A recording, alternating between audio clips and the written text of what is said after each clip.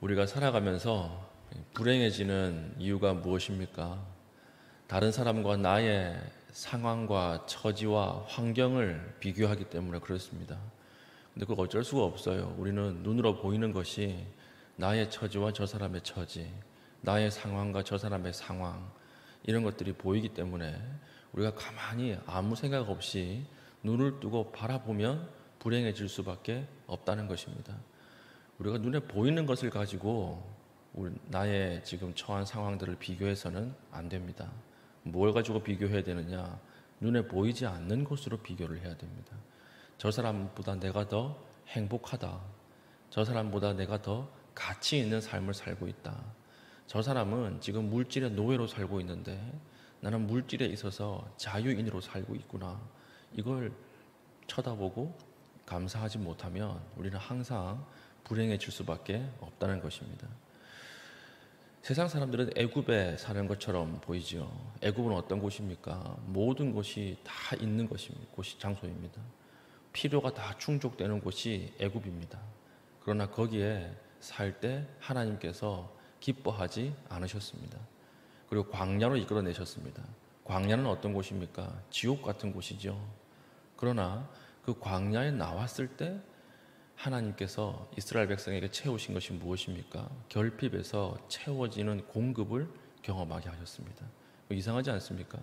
애굽에서 살 때는 노예로 살았고 종으로 살았고 애굽에서 살 때는 아주 지옥 같은 상태로 살았는데 지옥 같은 광야로 나오니까 하나님이 자유민으로 부르셨고 그리고 광야 가운데 채우시는 경험을 한 것입니다.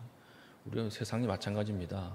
세상에서 살 때는 지옥 같은 경험을 하지만 우리가 말씀을 따라서 광야로 나왔을 때 훨씬 더 많은 공급과 체험의 경험을 할 수 있는 것이 성경의 원리라고 하는 것입니다. 그럼 어떻게 이런 일이 벌어질 수 있습니까? 단순히 환경을 비교해 보십시오. 애굽이 좋은 환경일까요? 광야가 좋은 환경일까요? 애굽이 훨씬 좋은 환경이죠. 그래서 우리가 눈에 보이는 환경을 가지고 비교해서는 안 된다는 것입니다. 하나님께서 어디에 있는 것을 기뻐하시는가 이것을 가지고 비교를 해야지 내가 지금 처해 있는 곳이 고기를 먹을 수 있는 장소인가 아니면 지금 내가 처한 곳이 내가 필요한 것들을 내 힘으로 충족시킬 수 있는 장소인가 이것 가지고 안주해서는 안 된다는 것이죠.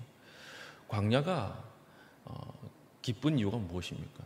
광야가 필요한 이유가 무엇입니까? 광야에서는 하나님의 결핍에 대한 채움이 있기 때문에 그렇습니다. 오늘 16절 보십시오. 그러므로 우리는 긍휼하심을 받고 때를 따라 돕는 은혜를 얻기 위하여 은혜의 보좌 앞에 담대히 나갈 것이니라. 광야는 가만히 놔두면 죽어요. 한낮에 기온이 50도까지 오르고 밤에 기온이 영하 10도 가까이 떨어집니다. 그러니까 일교차가 하루에 60도예요. 그리고 가만히 놔두면 죽을 수밖에 없는 곳입니다. 지옥 같은 곳이죠. 그런데 이 광야에서 살아남고 이 광야에서 자유민으로 살 수 있는 가장 큰 이유가 무엇입니까? 오늘 본문에 나오는 때를 따라 돕는 은혜 때문에 그렇습니다. 때를 따라 돕는 은혜. 하나님의 말씀을 따라서 광야 가운데 나온 자들에게 하나님이 반드시 약속하시는 축복이 무엇입니까? 때를 따라 돕는 은혜예요. 이때 이것이 필요한데 그것이 공급이 되는 것입니다. 이때 이것이 또 결핍되었는데 이것이 충족이 되는 것입니다. 이게 때를 따라 돕는 은혜예요. 우리 한번 성도님들께서 과거에 쭉 이 발자국을 떠올려 보십시오. 이 은혜가 있지 않았습니까? 딱 필요한 그때에 딱 맞는 사람을 보내주시고 딱 필요한 때에 딱 맞는 하나님 재정을 채워주시고 이런 경험들이 있지 않습니까? 이것이 바로 때를 따라 돕는 은혜라고 하는 것입니다. 그러니까 광야가 하나님 앞에 우리가 담대히 광야에서 살아갈 수 있는 이유가 무엇입니까?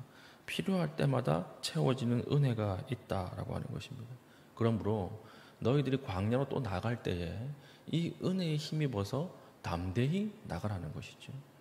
우리가 말씀을 따라서 나갔는데 광야가 펼쳐질 수 있습니다. 순종해서 사는데 고난이 있을 수 있어요. 순종해서 사는데 막힐 수 있어요.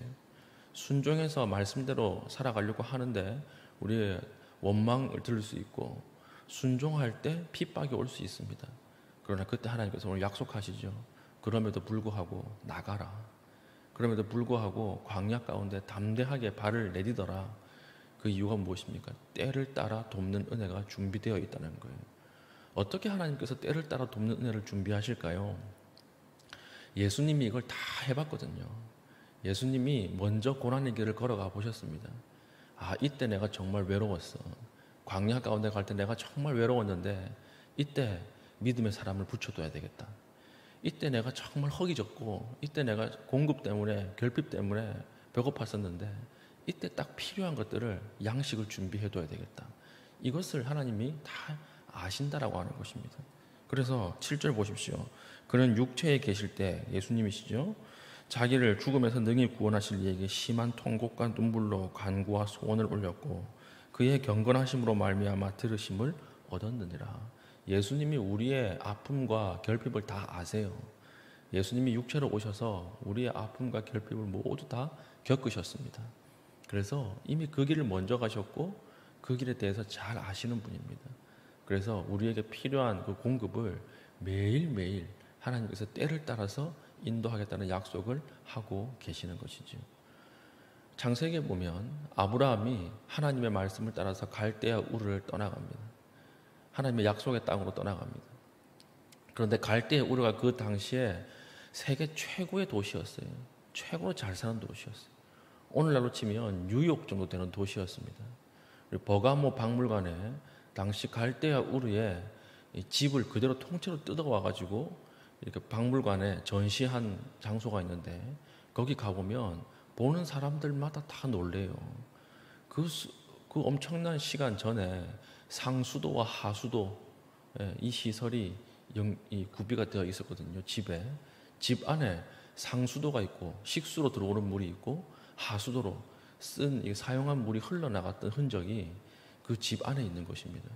근데 16세기, 17세기 프랑스 파리 이 최고의 도시들도 상하수도 시설이 없었어요. 근데 그 고대 도시 문명에 상하수도 시설이 있을 만큼 엄청난 도시였습니다. 근데 그 도시에서 떠나라 했을 때 아브라함이 아무 말 하지 않고 떠나갔죠. 광야 가운데 나갔죠. 근데 그게 정말 신의 한 수였습니다. 라기슈라고 하는 도시국가에 의해서 아브라함이 떠나고 나서 얼마 지나지 않아서 갈대아 우르가 망합니다. 멸망해요. 하나님의 말씀에 순종하지 않고 그 자리에 가만히 있었으면 아브라함도 그 도시국가가 멸망할 때 같이 죽었을 거예요. 하나님께서 인도하셔서 광야 가운데 나아갔지만 그곳이 살 길이었다라고 하는 것이죠. 하나님께서 오늘도 우리를 말씀으로 광야 가운데 나아가게 하실 때가 있을 것입니다. 어려움을 겪는 장소로 나가게 하실 때가 있을 것입니다. 그러나 담대하십시오. 하나님께서 광야 속에 필요한 것들을 다 알고 계시고 인도하시는 은혜를 체험하게 될 것입니다. 애굽에서 노예로 사는 것보다 광야 가운데서 하나님의 자유민으로 사는 것이 훨씬 더 가치 있는 일입니다. 이것을 붙잡고 오늘 하루도 광야 속에서도 묵묵하게 기뻐하며 걸어갈 수 있는 믿음의 신실한 주의 백성 되기를 축복합니다. 아멘. 기도하겠습니다. 하나님, 광야 가운데 하나님 걸을 때도 하나님께 인도하심을 보여주시고 하나님께서 담대한 마음 주셔서 하나님 기뻐하며 걸어갈 수 있는 귀한 하루 되게 하여 주시옵소서. 기도하신 이후에 개인적인 기도 제목을 가지고 기도하시고 자유롭게 돌아가시겠습니다.